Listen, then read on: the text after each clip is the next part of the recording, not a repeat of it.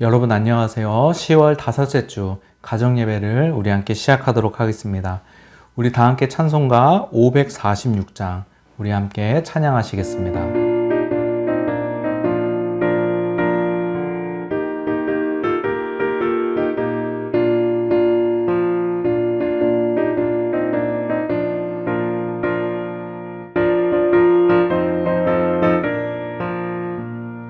주님 약속하신 말씀 위에서 영원토록 주를 찬송하리라. 소리 높여 주께 영광 돌리며 약속 믿고 굳게 서리라.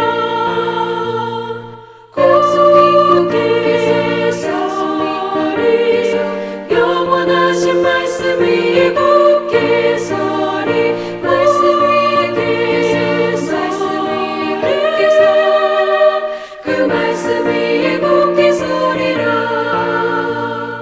주님 약속하신 말씀 위에서 세상 염려 내게 엄습할 때에 용감하게 힘써 싸워 이기며 약속 믿고 굳게 서리라. 굳게 서리 영원하신 말씀 위에 굳게 서리.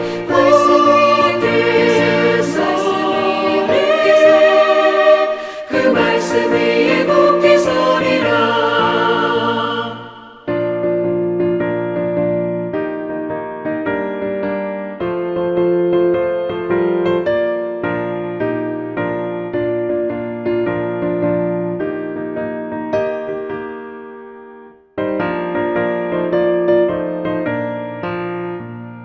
주님 약속하신 말씀 위에서 영원하신 주의 사랑을 믿고 성령으로 힘써 싸워 이기며 약속 믿고 굳게 서리라.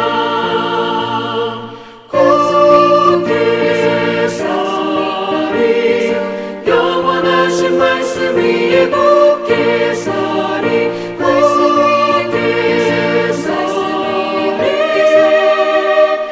말씀 위에 굳게 서리라.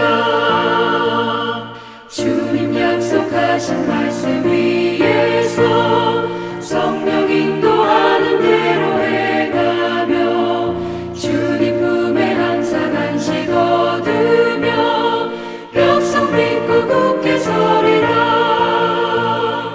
약속 믿고 굳게 서리 영원하신 말씀 위에 굳게 서리. 말씀 위에 굳게 서 그 말씀 위에 굳게 서리라.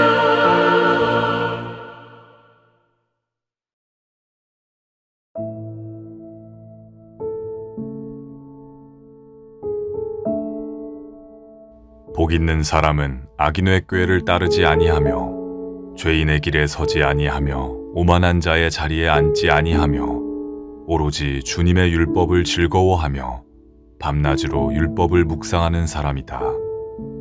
그는 시냇가에 심은 나무가 철 따라 열매를 맺으며 그 잎이 시들지 아니함 같으니 하는 일마다 잘 될 것이다. 그러나 악인은 그렇지 않으니 한낱 바람에 흩날리는 쭉정이와 같다. 사람마다 사람을 나누는 기준이 있습니다. 어떤 사람은 돈이 많으냐 적으냐에 따라 사람을 구분하고 나누기도 합니다. 또 어떤 사람은 학력을 가지고 사람을 구분하는 사람도 있습니다. 자, 그러면 성경이 말하는 사람의 구분법은 무엇인가? 자, 오늘 본문에 보니까요. 성경이 사람을 복 있는 사람과 복 없는 사람, 악인으로 나누는 것을 우리가 볼 수가 있습니다. 자, 먼저 복 있는 사람은 어떤 사람인지 볼까요? 자, 복 있는 사람은 어떤 사람인가? 오늘 보면 1절부터 2절에 보니까요. 1절, 복 있는 사람은, 자, 2절, 오로지 주님의 율법을 즐거워하며 밤낮으로 율법을 묵상하는 사람이다. 복 있는 사람은 어떤 사람이 복 있는 사람이에요? 율법을 즐거워하며 그 율법을 밤낮으로 묵상하는 사람이 복 있는 사람이다 라고 말하고 있는 것입니다. 여러분, 말씀을 묵상하는 사람이 왜 복 있는 사람일까요? 자, 그 이유가 오늘 보면 3절에 나와 있습니다. 3절에 보니까요. 그는 시냇가에 심은 나무가 철 따라 열매를 맺으며 그 잎이 시들지 아니한 같으니 하는 일마다 잘 될 것이다. 말씀을 묵상하는 사람은 시냇가에 심겨진 나무 같아서 풍성히 열매를 맺게 되고 하는 일이 다 잘 되게 된다는 것입니다. 여러분 한번 생각을 해보세요. 나무가 있습니다. 근데 그 나무의 뿌리가 시냇가에 연결되어 있습니다. 그러면 그 나무가 어떻게 될까요? 마를 일이 없겠죠. 그리고 풍성한 열매를 맺을 수 있겠죠. 말씀을 묵상하는 사람의 인생이 이와 같다는 것입니다. 여러분, 우리가 왜 말씀을 묵상하는 인생을 살아야 되는가? 우리가 말씀을 묵상하면요, 무한한 하늘 자원을 공급받아서 열매 맺는 인생을 살 수 있기 때문에 그런 것입니다. 반대로 말씀을 묵상하지 않는 복 없는 사람, 악인들은 어떠한 삶을 사는가? 4절에 나와 있습니다. 4절. 그러나 악인은 그렇지 않으니 한낮 바람에 흩날리는 쭉정이와 같다. 자, 말씀을 묵상하지 않는 악인은 바람에 나는 겨, 쭉정이와 같다고 말씀을 하고 있습니다. 이 겨는요, 곡식을 찧어서 나다를 벗겨낸 껍데기를 말하는데요. 곡식을 찍어낸 다음 키질을 하면 알맹이는 아래로 떨어지고 겨는 바람에 날아간다고 합니다. 그러니까 말씀을 묵상하지 않는 사람은 이 겨가 날리는 것처럼 작은 시험에도 흔들리는 인생을 산다는 것을 오늘 본문을 통해서 우리에게 말씀하고 있는 것입니다. 자, 여러분, 우리가 시험이 왔을 때 흔들리는 이유가 무엇인지 아십니까? 바로 말씀이 없기 때문에 그렇습니다. 우리가 하나님 말씀에 굳건히 서 있으면요, 어떠한 시험이 와도 흔들리지 않는 인생을 살 수 있게 되는 것입니다. 제가 예전에 파트 전도사를 사역할 때요, 사역 중에 한번 크게 혼난 적이 있습니다. 제가 뭔가를 잘못해서 크게 혼났어요.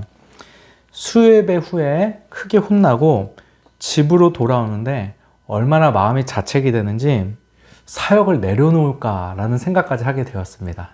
사람의 마음이 낙심되면은 그렇게 마음이 무너지게 되더라고요. 그렇게 제 마음이 흔들릴 때 제가 집에 와서 두 가지를 했는데요. 첫 번째는 인터넷으로 설교를 들었습니다. 그때 마침 어떤 목사님의 수요예배 설교를 들었는데요. 설교 제목이 마침 부족한 자를 쓰시는 하나님이었습니다. 목사님이 그 설교를 하시면서 예화로 자신이 전도사 시절에 얼마나 실수가 많았는지를 설명하시고, 그리고 그렇게 부족하고 연약한 목사님을 하나님이 사용하신다는 그런 간증을 하셨는데요. 제가 그 말씀을 듣는데 제 마음에 크게 위로가 되었습니다. 그리고 설교를 다 듣고 난 후에 자기 전에 한홍이라는 목사님이 쓰신 여호수아 사자의 리더십이라는 책이 있거든요. 제가 그 책을 읽었는데요. 그 책의 내용이 하나님을 의지해서 믿음으로 가나안 땅을 정복해 나가는 여호수아에 대한 이야기였어요. 제가 그 책을 읽는데 얼마나 가슴이 뛰고 얼마나 마음이 벅차오르던지 하나님의 은혜로 제 가슴이 충만해졌습니다. 여러분, 그 책 읽고 자면서요, 바로 회복됐습니다. 그날의 우울한 감정들, 슬픈 감정들, 좌절했던 마음들이 단번에 해결되었습니다. 여러분, 우리가 하나님 말씀 가운데 거하잖아요? 그러면 여러분, 어떤 상황이 찾아온다 할지라도 우리가 흔들리지 않을 수 없습니다. 근데 말씀이 없으면 여러분, 어려운 상황이 오면요, 우리가 무너지고 흔들리게 되어 있는 것입니다. 여러분, 제가 한 가지만 더 말씀드릴 텐데요. 여러분, 묵상이라는 것이 무엇이냐면요, 묵상은 반복하여 곱씹다라는 의미가 있습니다.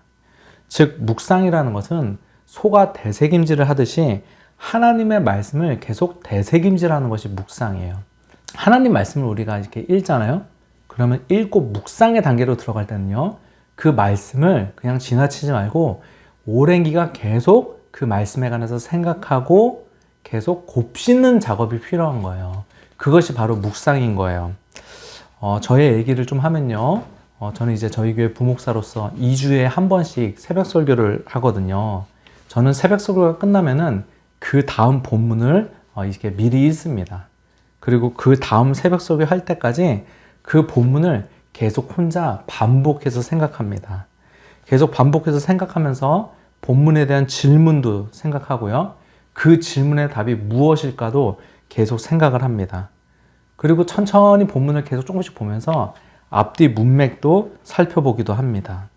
어떤 본문을 보더라도 최소한 2, 3일 정도는 그 본문에 관해서 생각을 합니다. 이렇게 본문에 관해서 깊이 생각을 하고 반복해서 곱씹을 때 그 안에 있는 말씀의 뜻이 더 깊이 깨달아지는 것을 저는 여러 번 경험하였습니다. 여러분, 이렇게 반복해서 말씀을 보고 곱씹음으로 여러분 하나님 말씀을 묵상할 수 있는 여러분 되시기를 바랍니다. 여러분 함께 잠깐 나눌 수 있는 나눔 질문을 드릴 텐데요. 먼저 오늘 말씀을 듣고 여러분 느낀 점을 한번 나눠보시기 바랍니다. 그리고 두 번째 질문은요. 또 앞으로 여러분 어떻게 말씀을 읽고 어떻게 말씀을 묵상하며 살아갈지 한번 여러분 결단해 보시기 바랍니다. 감사합니다.